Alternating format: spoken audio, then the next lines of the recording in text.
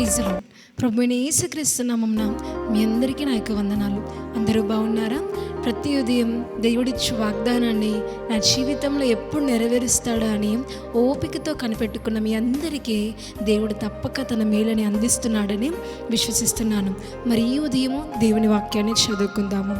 విలాప్ 3వ అధ్యాయము 26వ వచనం. నరులు ఆశ కలిగి యెహోవా అనుగ్రహించు రక్షణ కొరకు ఓపికతో కనిపెట్టుట మంచిది. ఆమేన్. దేవుడి రోజు చాలా చక్కటి వాగ్దానాన్ని మనకు అందించున్నాడు. విలాప వాక్యములో 3వ అధ్యాయము 26వ వచనంలో దేవుని వాక్యం మనకు సెలవిస్తున్న ప్రకారము మనము ఆశ కలిగి దేవుని కోసము ఓపికగా కనిపెట్టుకోవడం మంచిది. ఎందుకంటే దేవుడు ఒక్కరోజు కాకుండా ఒకరోజు మనకు ఆయన మేళ్ళని ఇవ్వబోతున్నాడు.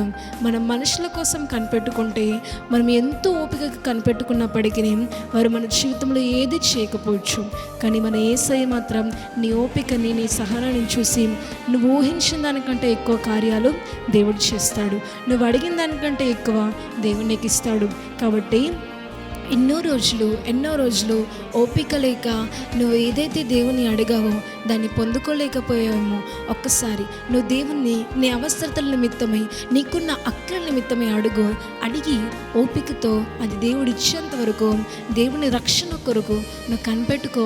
దేవుడు ఖచ్చితంగా నీ ఓపికని, నీ సహనాన్ని చూసి నువ్వు ఊహించిన దానికంటే, నువ్వు అడిగిన దానికంటే ఎక్కువ ఇవ్వబోతున్నాడు. కనుక ఈ ఉదయకాల సమయంలో ఎన్నో అవసరతలు, ఎన్నో భారాలు కలిగి మీరు లోకంలో ప్రయాణం చేయబోతున్నారు. మీ ప్రయాణంలో మీకెన్నో అక్కర్లు, మీకెన్నో అవసరతలు, మీకెన్నో లోటుపాట్లు ఉండొచ్చు. ఆ లోటుపాట్లని, ఆ అవసరతలని, ఆ అక్కరలని ఒక్కసారి దేవుణ్ణి అడిగి ఆ దేవుడు మనకు సమయం సమీపించే వరకు మరుగుగా ఉంచి సమయం సమీపించినప్పుడు దేవుడు మనకు అది అనుగ్రహిస్తాడు. అది అనుగ్రహించేంత వరకు నువ్వు ఓపిక కలిగి దానికోసము కనిపెట్టుకో. దేవుడు ఖచ్చితంగా నువ్వు ఊహించిన దానికంటే దేవుడు నీకు ఎక్కువగా ఇవ్వబోతున్నాడు. ఆమేన్. ప్రార్థన చేసుకుందాం. పరలోకమందున్న మా తండ్రి, నీకు మహిమ కలుగును గాక. ఈ ఉదయం చాలా చక్కటి వాగ్దానాన్ని మాకు అందించి మమ్మల్ని బలపరిచినందుకు నీకు వందనాలు. నీకోసం ఓపికగా కనిపెట్టుకునే మనస్సుని మాకు మీరు దయచేయండి. ఉదయకాల సమయంలో ఎంతమంది అయితే ఈ వాగ్దానాన్ని విని విశ్వసించారో వారందరి జీవితంలో నీ వాగ్దానాలు నెరవేర్చమని మహిమ, ఘనత, ప్రభావం క్షమించుకుంటూ ప్రభు యేసుక్రీస్తు నామములో అడిగి బతిలాడి వేడుకొంచున్నాం తండ్రి. ఆమేన్.